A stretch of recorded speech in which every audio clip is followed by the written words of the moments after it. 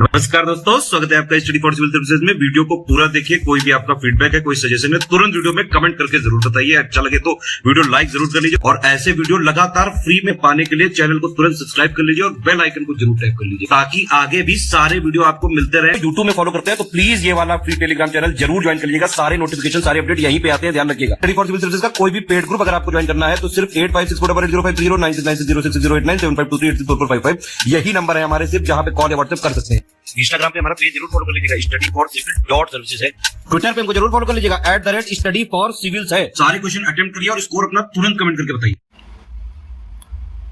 नमस्कार दोस्तों, स्वागत है आपका स्टडी फॉर सिविल सर्विसेज में। पेड क्विज़ेस जो हम लगातार देख रहे हैं उसको कंटिन्यू करते हैं नेक्स्ट क्वेश्चन के साथ। देखिए कहा जा रहा है अमीर खुसरो के किस पुस्तक में खुसरो शाह के विरुद्ध गयासुद्दीन तुगलक की विजय का वर्णन किया गया है। ठीक है, तो यहाँ पे देखेंगे तो तुगलक डायनेस्टी के रूलर्स और स्पेशली गयासुद्दीन तुगलक के शासनकाल के संबंध में तुगलकनामा एक पुस्तक लिखी थी अमीर खुसरो ने। ठीक है, तो वहीं पे ये सब डिटेल्स मिलती हैं। वेदांता समूह की company Cairn oil and gas ने राजस्थान के बाड़मेर का जो ये क्षेत्र है यहाँ पे अभी रिसेंटली जो है क्रूड ऑयल के रिजर्व्स की जो है खोज की थी। तो इस डिस्कवरी को क्या नाम दिया गया है? ठीक है, तो ये हमने आपको इसके संदर्भ में एक बार पहले भी बताया था। इसको नाम दिया गया है दुर्गा। ठीक, लोधी डायनेस्टी में सिकंदर लोधी के टाइम पीरियड में देखें दरबारी कवि कौन था इसका, तो इसका नाम था जो है शेख जमालुद्दीन। हाल ही में किस मंत्रालय ने गांवों के चयनित कुओं में जल स्तर का पता लगाने के लिए जल दूत एप्लीकेशन जो है उसको विकसित किया है? ठीक है, तो हालांकि अब तो कुएं वगैरह का यूज काफी कम हो गया है, फिर भी यहाँ पे उसमें जो है वाटर लेवल को चेक करने के संबंध में एक जलदूत एप्लीकेशन विकसित किया है हमारा रूरल डेवलपमेंट मिनिस्ट्री ने। सेशल्स में आयोजित वार्षिक प्रशिक्षण अभ्यास ऑपरेशन सदर्न रेडीनेस, ठीक है, इस ऑपरेशन का नाम है। तो इसमें जो है भारत के किस पोत ने जो नेवल शिप है किसने जो है पार्टिसिपेट किया है? तो ये था आपका जो है ये INS सुनैना, ऑप्शन ए। ठीक है, अभी जो है रिसेंटली 24 से 27 सितंबर के मध्य ये जो है एक्सरसाइज को कंडक्ट किया गया है। हाल ही में अंतर्राष्ट्रीय परमाणु हथियार निशस्त्रीकरण दिवस 2022 किस दिन मनाया गया? ठीक है, ये न्यूक्लियर वेपन्स जो है एलिमिनेशन डे, तो ये होता है 26 सितंबर को। वर्ष 2020 का दादा साहेब फाल्के पुरस्कार जो है किसे प्रदान किया जाएगा? तो यहाँ पे ध्यान देंगे अभी 30 सितंबर को जो है ये 68th नेशनल अवार्ड जो दिए जाएंगे, ठीक है, न्यू दिल्ली में। तो उसके अंतर्गत यहाँ पे ये अवार्ड जो है दादा साहब फाल्के अवार्ड 2020 का मिलेगा इनको, आशा पारेख जी को। 27 सितंबर 2022 को राष्ट्रपति द्रौपदी मुर्मू जी ने किस शहर में हिंदुस्तान एरोनॉटिक्स लिमिटेड के एकीकृत क्रायोजेनिक इंजन निर्माण संयंत्र का उद्घाटन किया है? तो पहले ये ध्यान देंगे कि जो है इस जो ये प्लांट इनॉग्रेट किया गया है प्रेसिडेंट ने किया है, HAL के द्वारा जो क्रायोजेनिक इंजन्स के मैन्युफैक्चरिंग की यूनिट बनाई गई है यहाँ पे बैंगलोर में। ठीक, तो क्रायोजेनिक इंजन्स के बारे में आप जानते होंगे कि जो रॉकेट टेक्नोलॉजी वगैरह में काफी यूज होता है इसका।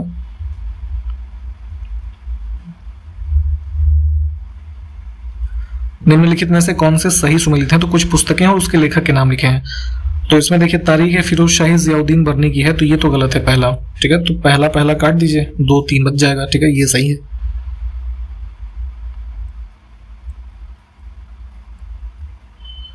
2023 में आयोजित होने वाले मोटो GP वर्ल्ड चैंपियंस की मेजबानी कौन सा देश करेगा? ठीक है, तो यहाँ पे इंडिया करने जा रहा है। नेक्स्ट ईयर जो है ग्रेटर नोएडा में जो बुद्धा इंटरनेशनल सर्किट बनाया गया है, तो वहाँ पे पहला ये जो मोटो ये ग्रैंड प्रिक्स जो रेसिंग वाला गेम नहीं होता है, तो उसको आयोजित किया जाएगा। तो ऑप्शन ए जो है इसको चूज करता है। भारत का पहला हिमस्खलन निगरानी रडार कहाँ स्थापित किया गया है? यानी कि जो हमारे ये ग्लेशियर्स रीजन में जो एवलांशे आते हैं, ठीक है, तो इसका जो रेडार सिस्टम इंस्टॉल किया जा रहा है ये नॉर्दर्न सिक्किम में किया जा रहा है, option B. Strengthening environmental health system for the implementation of the sustainable development goals, ठीक है, काफी लंबा सा एक थीम है। तो इसके साथ विश्व पर्यावरण स्वास्थ्य दिवस यानी कि हमारा जो ये होता है ना वर्ल्ड एनवायरमेंट हेल्थ डे, तो 2022 में कब मनाया गया? तो इसको मनाते हैं 26 सितंबर को। थीम देखिए ध्यान से देख लीजिएगा, इस सबका ये इंपॉर्टेंट है, कहीं ना कहीं तो पूछ लिया जाता है। इसमें देखिए कि हाल ही में किस देश की नौसेना ने गैब्रियल 5 जहाज रोधी मिसाइल का सफल परीक्षण किया है? ठीक है, तो ये है इजराइल की नेवी, ऑप्शन सी। राष्ट्रीय पर्यटन पुरस्कार 2018-19 के फाइनेंशियल ईयर के लिए कह लीजिए उद्योग की उपलब्धियों को रेखांकित करते हुए सितंबर 2022 में कुल कितने पुरस्कार इसके अंतर्गत दिए हैं? तो यहाँ पे जो हमें मिले हैं टूरिज्म अवार्ड्स 2018-19 के लिए अभी हाल ही में, ये टोटल इनकी संख्या है 81, ठीक, ऑप्शन सी। यहाँ पे देखिए सही सुमेलित करना है तो दो लिस्ट है हमारे पास, कुछ झील और सागर के बारे में लिखा है और उनकी क्या जो है विशेषता है वो लिखी है। तो सबके सब सामने सामने A1, B2, C3 ऐसे लिखा है, इसको देख लीजिए, ऑप्शन एक करेक्ट है। भारत के प्रमुख झील और संबंधित राज्य को सुमेलित करना है तो देखिए ए और बी तो सामने है, देवताल हिमाचल प्रदेश, चिल्का उड़ीसा, वूलर जो है जम्मू कश्मीर यानी सी का 4 हो जाएगा, और डी का राजसमंद झील इसका राजस्थान है ना, तो इसका डी का 3 यानी 1, 2, 4 और 3।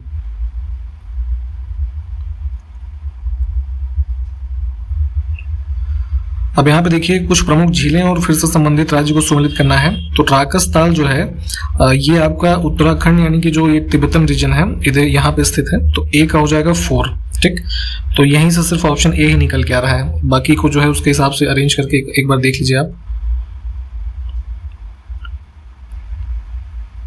किताब उल रहला पुस्तक इसमें से किसने लिखा है? ठीक है, तो जो मोरक्को का ट्रैवलर था इब्न बतूता, ठीक, इसकी पुस्तक है। फिर से झील और संबंधित राज्य को सुमेलित करना है तो देखिए कीथम झील के बारे में आपको पता ही होगा, ये आगरा में जो ये स्थित है ना आपका सुर सरोवर झील, ठीक है, उसी का अन्य नाम है। तो ये कहाँ पे है? उत्तर प्रदेश, यानी ए का 2। तो कहाँ मिल रहा है? ये सिर्फ डी ऑप्शन में, तो यहीं से खत्म, बाकी मिला के देख लीजिए एक बार। क्षेत्रफल की दृष्टि से निम्नलिखित देशों को आरोही क्रम में सजाना है, ठीक है। तो अब यहाँ पे देखिए इन सब में फिर उल्टा हो जाएगा ना क्रम, सबसे कम है यूएस का, फिर चाइना, फिर कनाडा, फिर रशिया, यानी कि 4, 3, 2, 1। अब इसमें भी वही है कि जो अगले 4 देश हैं विश्व के जो सबसे ज्यादा क्षेत्रफल के हिसाब से हैं, इसका असेंडिंग ऑर्डर हम देखें तो अर्जेंटीना, भारत, ऑस्ट्रेलिया और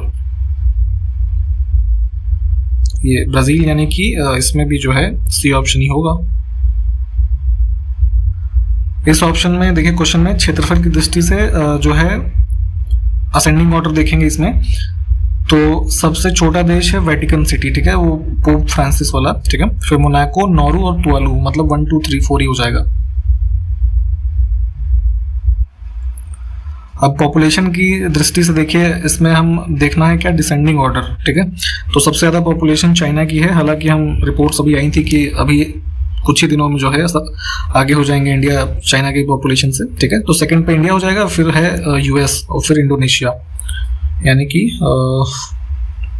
ऑप्शन 1। सिकंदर लोदी किस नाम से फारसी भाषा में कविताएं लिखा करता था? ठीक है, तो ध्यान रखेंगे पर्शियन लैंग्वेज में लिखता था और इसका नाम था गुलरुखी।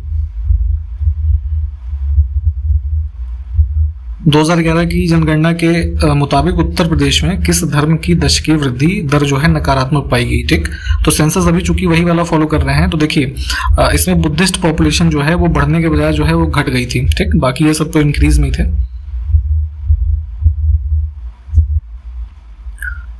बनी ठनी का संबंध इसमें से किससे है? तो ये बेसिकली एक किशनगढ़ स्टाइल ऑफ पेंटिंग है ना, जो कहाँ किया जाता है? राजस्थान में। ठीक, इसमें देखिए इनका क्रोनोलॉजी लगाना है इन दिए गए इवेंट्स का। तो चंपारण सत्याग्रह इसमें सबसे पहले होगा 1917 का। ठीक, तो 4 यहाँ पे देख लीजिए कहाँ पहले है। ठीक है, तो बी है सिर्फ। ठीक, उसके बाद जैसे रॉलेट सत्याग्रह, ठीक, फिर जलियांवाला बाग हत्याकांड अप्रैल 1919 वाला, फिर चौरी चौरा की घटना। तो इस हिसाब से इसका जो क्रम हो जाएगा। ब्रह्म समाज के संदर्भ में निम्नलिखित कथनों में से देखिए सही चुनना है हमको। ठीक है, तो राजा राम मोहन राय के द्वारा 1828 के टाइम पीरियड में इसको शुरू किया गया। ठीक, तो प्रारंभिक नाम इसका जो है ब्रह्म सभा था। दूसरा है कि इसमें मूर्ति पूजा को मान्यता प्राप्त थी, तो ये गलत है। ठीक है, इन्होंने मूर्ति पूजा का खंडन किया है। एकेश्वरवाद में ये लोग विश्वास रखते थे, तो ये तो ठीक है। तो सिर्फ 1 और 3 जो है ये हमारा करेक्ट होगा।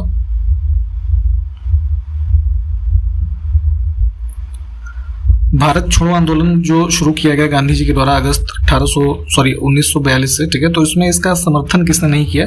तो देखिए 3 यहाँ पे संस्थान उस समय के लिखे हैं। हिंदू महासभा जो था बेसिकली, तो इनका ये मानना था कि क्विट इंडिया मूवमेंट जो है, बेसिकली इन्होंने बाइकॉट क्विट इंडिया मूवमेंट को जो है करने के लिए मूवमेंट चलाया था। स्पेशली इनका मानना यह था कि वार का चूंकि ये टाइम था, तो उस समय भारत में भी अगर ये ऐसा मूवमेंट स्टार्ट होता है तो इंटरनल डिस्टर्बेंस वगैरह देश में जो है क्रिएट हो सकता है। दूसरे पे है मुस्लिम लीग। अगर इनकी बात करें तो ये इसलिए परेशान थे कि जो है ब्रिटिश भारत छोड़ के इसलिए ना जाएं, पहले वो भारत का जो है विभाजन कर दें, पाकिस्तान बन जाए, ठीक है, फिर वो जहां जाना जाते रहें, ठीक, तो इसलिए इन्होंने क्विट इंडिया मूवमेंट सपोर्ट नहीं किया। तीसरे में बच्चे कम्युनिस्ट पार्टी ऑफ इंडिया, ठीक है, तो जो एमएन रॉय वगैरह संबंधित थे इससे, तो इनका मानना ये था कि जो है ये क्विट इंडिया मूवमेंट जो है हम इसलिए सपोर्ट नहीं करेंगे क्योंकि ये ब्रिटिशर्स को सपोर्ट करते थे, क्योंकि उस टाइम पे ब्रिटिश जो था वॉर के टाइम पे वो सोवियत यूनियन जो था उसका एलाई था, ठीक, तो ये सब अपने अपने इनके कारण थे, तो इस वजह से तीनों ने सपोर्ट नहीं किया। तो डी ऑप्शन को हम चूज करेंगे। एक इंडेक्स आता है वैश्विक प्रतिस्पर्धात्मकता सूचकांक, यानी कि ग्लोबल कॉम्पिटिटिवनेस इंडेक्स। तो बिजनेस जितने भी हैं उन सबके संबंध में इसकी देशों की अलग अलग रैंकिंग आती है। तो इसको किसके द्वारा पब्लिश किया जाता है? तो ये आता है वर्ल्ड इकोनॉमिक फोरम के द्वारा। देखिए महासागरीय धाराओं के संबंध में आप ठंडी जलधाराएं और जो है गर्म जलधाराओं के बारे में पढ़ते हैं। तो इसमें से पूछा जा रहा है कि ठंडी जलधारा कौन सी है? तो जो अलास्का करंट है, ठीक है, ये बेसिकली जो है वार्म करंट में आती है, तो इसको काट दीजिए, ठीक। क्या बचा? 2, कैलिफोर्निया और कैनरी।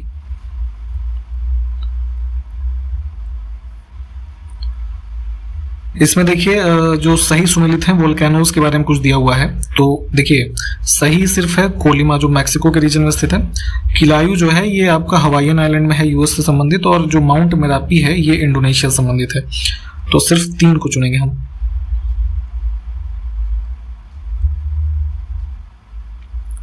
हाल ही में किस देश के एलियूड किपचोगे है ना, ये इनका देखिए नाम है बड़ा अच्छा सा, तो इन्होंने बर्लिन मैराथन 2022 जो है वो जीता है। तो ये बर्लिन मैराथन रेस जो है ये जीते हैं, संबंधित हैं ये अफ्रीका में केनिया से।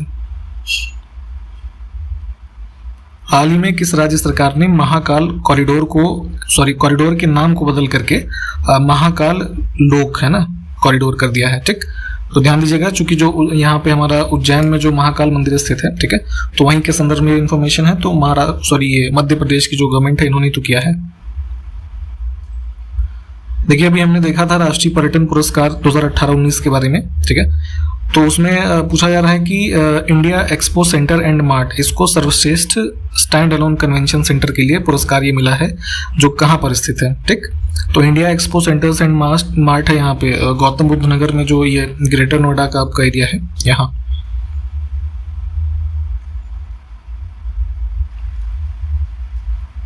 भारतीय पुरातत्व सर्वेक्षण यानी कि आर्कियोलॉजिकल सर्वे ऑफ इंडिया ने किस राज्य में स्थित बांधवगढ़ जो वन अभ्यारण्य है, तो इसमें प्राचीन पुरातात्विक अवशेषों की खोज की अभी हाल ही में। तो बांधवगढ़ कहाँ पे है? मध्य प्रदेश में स्थित है। इसको चूज करेंगे। बेसिकली अभी हुआ क्या है कि वहाँ पे जो है इसके अंदर कुछ बुद्धिस्ट केव और ये स्तूपा जो है ना, स्तूप जो होते थे, इनकी डिस्कवरी की गई है ASI के द्वारा। तो इसको ध्यान रखिएगा, इंपॉर्टेंट है।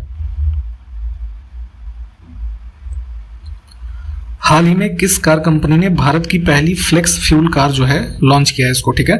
तो देखिए पहले तो कंपनी है टोयोटा, ठीक है, जो इनकी कार आती हैं, तो इन्होंने ये फ्लेक्स फ्यूल आधारित कार को लॉन्च किया है। इसमें समझिए कि फ्लेक्स फ्यूल बेसिकली क्या होता है। तो जैसे भारत सरकार के अलग अलग टारगेट्स के बारे में आप पढ़ते हैं कि पेट्रोल में जो है एथेनॉल ब्लेंडिंग का टारगेट जो है किस वर्ष तक 5% है, किस वर्ष तक 10 है, फिर 20 है, ऐसे बढ़ रहा है ना। तो एथेनॉल और पेट्रोल के मिक्स से जो है ऑपरेटिव ये जो इंजन होते हैं उस पर बेस्ड ये फ्लेक्स फ्यूल टेक्नोलॉजी होती है, तो उसी के बारे में कहा जा रहा है। तो इसमें जो पेट्रोल के साथ एथेनॉल की ब्लेंडिंग होती है वो लगभग 83% तक हो जाती है, ठीक है। तो एक तरीके से काफी एफिशिएंट टेक्नोलॉजी पे बेस्ड ये सब कार्स होती हैं। जैसे इंडिया में भी ये सिस्टम था नहीं, जो है फ्लेक्स फ्यूल पे आधारित जो ये कार वगैरह थी, अभी US, ब्राजील और कनाडा जैसे देशों में ही सिर्फ अवेलेबल थी, तो अभी यहाँ पे इसको लॉन्च किया है। तो ध्यान रखेंगे, इंपॉर्टेंट है। फ्लेक्स फ्यूल टेक्नोलॉजी के बारे में थोड़ा डिटेल में पढ़ लीजिएगा। और हाल ही में किस केंद्रीय मंत्री ने इंडियन ऑयल कॉर्पोरेशन के द्वारा विकसित द्विमानन ईंधन जिसका नाम है AV गैस 100 LL, ठीक है, तो इसका नाम भी देख लीजिएगा, इसको लॉन्च किया है। तो हमारे ये जो हरदीप सिंह पुरी जी हैं इन्होंने लॉन्च किया है। बी ऑप्शन करेक्ट हो जाएगा। इसमें बेसिकली जो इंडियन ऑयल की ये वडोदरा यूनिट है वहाँ के द्वारा जो है इसको डेवलप किया गया है, और काफ़ी एक अच्छा जो है एफिशिएंट ये ऑयल है। तो इसके बारे में भी थोड़ा डिटेल में पढ़िए। सितंबर 2022 में भारत सरकार ने विदेश व्यापार नीति 2015 से 20 तक की जो हमारे पास अभी थी उसको कब तक के लिए आगे बढ़ाने का फैसला किया है? तो एक्सटेंड किया गया है इसको ये मार्च 2023 तक के लिए। आप ये बताइए कि जो ये वाली हमारी विदेश व्यापार नीति है ना, फॉरेन ट्रेड पॉलिसी, इसको किस वर्ष में लॉन्च किया गया था, ये जरा बताइए। तो 8वां वर्ल्ड ग्रीन इकोनॉमी समिट 2022 कहाँ आयोजित किया गया है? ठीक है, तो यहाँ पे जो है देखेंगे नए तरीके के जो इनोवेशंस हैं और एनर्जी एफिशिएंट टेक्नोलॉजी है ना, और जो भी ट्रेडिशनल हमारे एनर्जी के रिक्वायरमेंट्स हैं उसको क्या ऑल्टरनेटिव हो सकते हैं, इन सब की एक तरीके से कह लीजिए समिट है ये जो ग्रीन इकोनॉमी समिट। तो ये 8वां वर्ल्ड ग्रीन इकोनॉमी समिट हुआ दुबई में। ठीक, हाल ही में जो इंटरनेशनल ऑर्गेनाइजेशन है ना फुटबॉल का, फीफा, तो इन्होंने निम्नलिखित में से किस फुटबॉलर पर एक विशेष डॉक्यूमेंट्री जो है उसका नाम है कैप्टन फंटास्टिक, ठीक है, इसको रिलीज किया है। तो ये रिलीज जो की गई है हमारे जाने माने खिलाड़ी सुनील छेत्री के ऊपर बेस्ड है। ठीक, ऑप्शन डी। सितंबर 2022 में भारत के दूसरे चीफ ऑफ डिफेंस स्टाफ यानी कि जो सीडीएस की पोस्ट बनाई गई थी, ठीक है, 2020 के स्टार्टिंग से, तो उसके रूप में फिर से किसे नियुक्त किया गया है? तो देखिए जो हमारे पहले सीडीएस थे इंडिया के बिपिन रावत जी, ठीक है, तो उनका एक हेलीकॉप्टर क्रैश में जो है लास्ट ईयर डेथ हो गई थी। तो लगभग अभी देखेंगे तो 8-9 महीने जो ये टाइम पीरियड बीता है ये पोस्ट खाली थी। ठीक है, तो अभी इस पे अपॉइंटमेंट की गई है अनिल चौहान की। ठीक, डी ऑप्शन। काफी इंपॉर्टेंट क्वेश्चन है, इसको ध्यान रखें। 28 सितंबर 2022 को मुख्यमंत्री आदित्यनाथ योगी ने उत्तर प्रदेश के किस जिले में लता मंगेशकर चौक का उद्घाटन किया है? तो ये भी अपने आप में एक बड़ा इंटरेस्टिंग क्वेश्चन आने वाले दिनों में होने वाला है। 93rd बर्थ एनिवर्सरी थी लता मंगेशकर जी की, जिनकी अभी जो है कुछ महीनों पहले मृत्यु हो गई थी। तो अयोध्या में जो है एक नया घाट क्रॉसिंग है उसको रीनेम किया गया है भारत रत्न लता मंगेशकर क्रॉसिंग के नाम से। ठीक,